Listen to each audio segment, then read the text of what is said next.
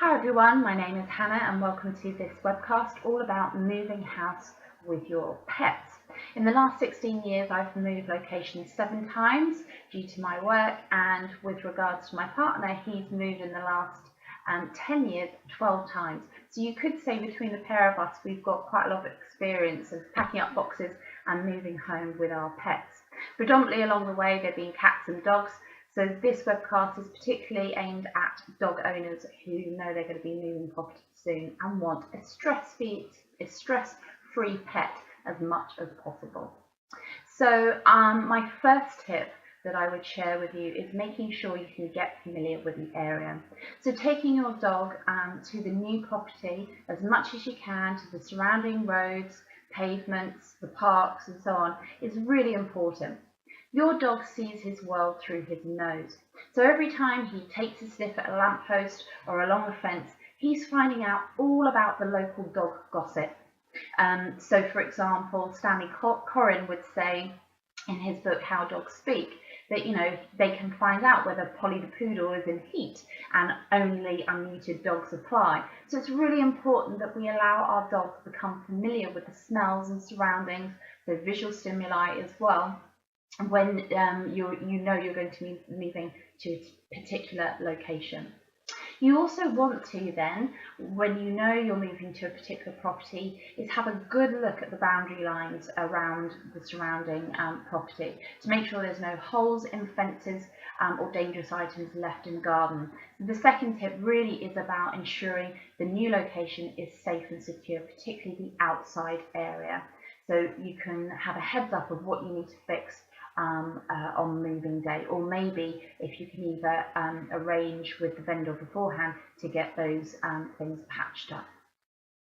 What I would encourage you to think about is if you can arrange for a doggy sleepover, so your dog to go elsewhere on moving day, that's probably the best thing, because it just means that your dog's not going to get under your feet, a potential trip hazard, or he could potentially dash out of the front door if there's lots of people coming and going, the door's open a lot, and it can be quite stressful just seeing lots of people coming in and out if you've got removal people helping you in their own home. So if you can arrange for a doggy sleepover, whether it's with friends, whether it's in a daycare that does overnight boarding, or whether it's kenneling and so forth, I would really recommend that you get your dog used to having the experience of sleeping over. It's really good actually, it's really healthy to get your dog used to being away from you for a night, because it helps build confidence as well. So I would actively encourage any of you with particularly young dogs, puppies, to have doggy sleepovers to get them used to that sort of experience. So that's my third tip, is making sure you can arrange for a doggy sleepover prior to moving day. It's really important that when you know you're moving house and all the contracts are signed and done and dusted, so you're locked in, you know that's definitely happening, that you can then update your pet's details before moving day. So these would be things like the pet ID, tags that by law dogs have to wear a collar and a tag, and on that it needs to include your name, address, including postcode, and to have the phone number is optional. A lot of people don't choose to put the dog's name on their tag nowadays, and that can be a positive thing if there's been incidences of dog napping. But it's really down to the owner's discretion whether you choose to have your telephone number and your dog's name on there. But by law, it's your name, home address and postcode. So you need to update their pet ID, you also need to update their microchipping details, and you also need to inform your vet and your insurer if your pet is insured too. So that's all about prior to moving day. And the other top tip I would recommend is, because it's such a chaotic time, that if you can book some extra days off work around the moving day and afterwards, this can help give you some time to settle into your new property, but also get your pet adjusted to the new environment as well. Because pets are really easily influenced or affected by changes in their routine and status quo. So that brings me on to moving day. So if you're unable to get somebody to look after your pet for moving day, make sure that he has a safe place to rest. This is really important. As I said earlier, if you've got people coming in and out, removal men and women helping you, or friends or family helping you move boxes, getting them into vans and so forth, that's a real high risk for a dog to escape if those doors are open. And also some dogs can get really scared by unfamiliar people coming into their home. So it could be a recipe for disaster if you just allow your dog to free roam. So what I would suggest is make sure on moving day he has a safe place to rest away from the hubbub. Make sure he's got stuffed Kongs, free access to water, his bedding, familiar smells of you, so an old t-shirt that you slept in for a couple of nights in his bed. Put the radio on, classic FM or something soothing, and to mask some of the sounds of the banging and as you're lifting furniture and so forth, and just make sure that he is as comfortable as possible. On moving day then, once you've got the dog to the location, allow for exploration.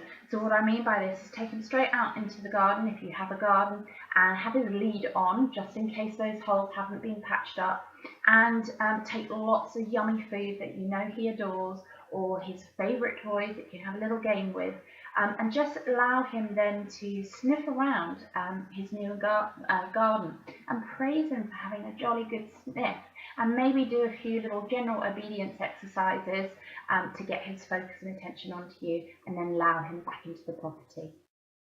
It's really important that you take things slowly in the wider area when you step outside. If you haven't been able to familiarise your dog in the lead up to moving home, then take it nice and slow. Don't be in a big rush to flood him with information of all the things that are around him. Take him to the park several times. Let him explore one street at a time so he can suss out his neighbourhood and all those smells that come with it. So that would be my other tip on moving day, would be to have a slow and steady approach to introducing him to his new area and environment. Once you've moved in and you've been in the property for a few days, make sure you still have that safe place or chill out zone for him to retreat to, or her. This is important because it means that if she's feeling uneasy with any workmen that may be coming in because you're fixing stuff or having decorators come in, again, we want to make sure that you're setting you and your pet up for success. So not bolt into the front door, able to chill out and take themselves away if they're feeling under pressure by people popping in to see the new property and so on. So ensure that all his bedding with all the smells from the old property is still in that area too.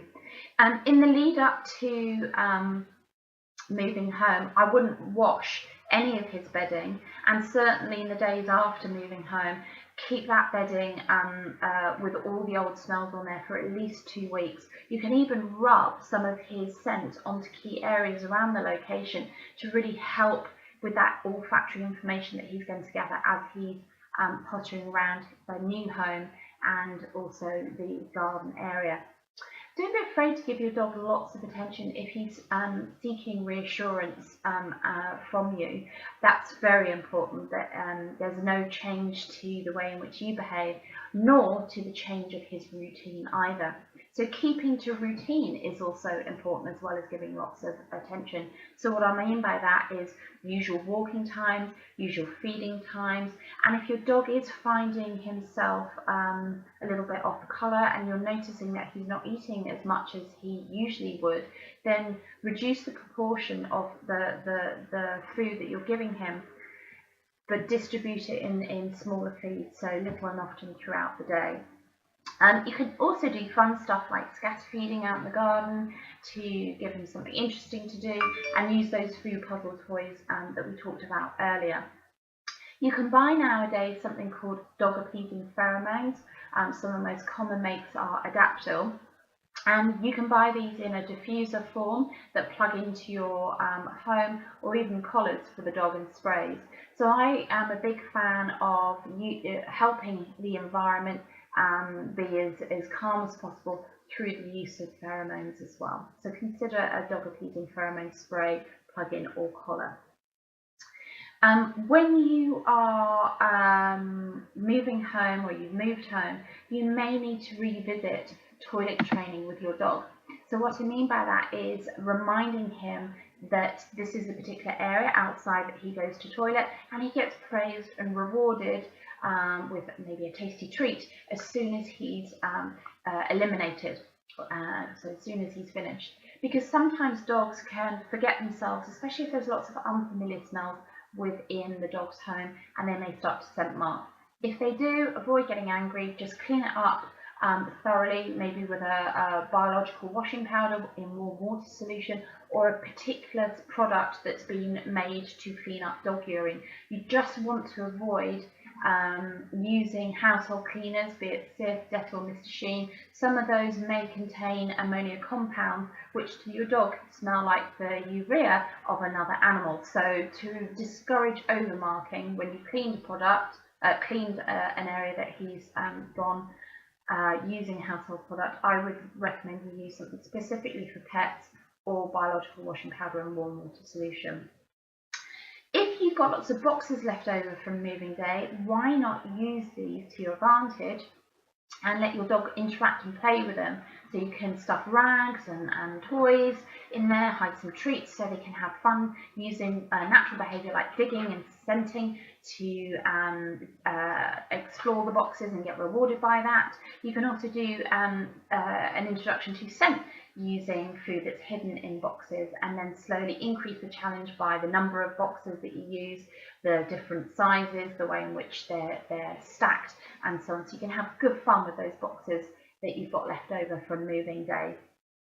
And finally, I would say that if you are having any problems with your dog, so he's suddenly becoming more anxious, following you around, you're finding that he's becoming destructive, or your neighbours might say that he's started to be quite vocal, so howling, whining and so forth, when you have left the property, then do seek the advice of a certified trainer.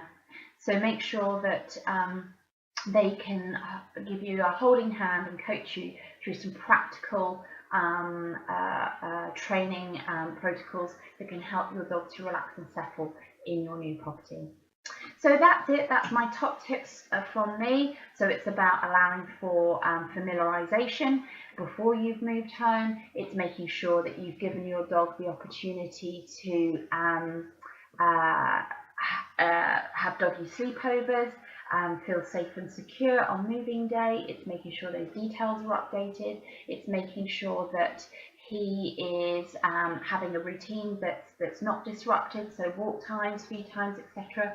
are as usual, that you can promote calmness through dog appeasing pheromones, so DAPs, and that you allow yourself some time off before you go back to work immediately. And it's about rubbing his own scent in those areas and giving him lots of lovely attention, and redirecting his attention onto food puzzle toys or boxes to have fun with, just so you can make the whole experience as stress-free as possible. So I hope that's helped, and I will see you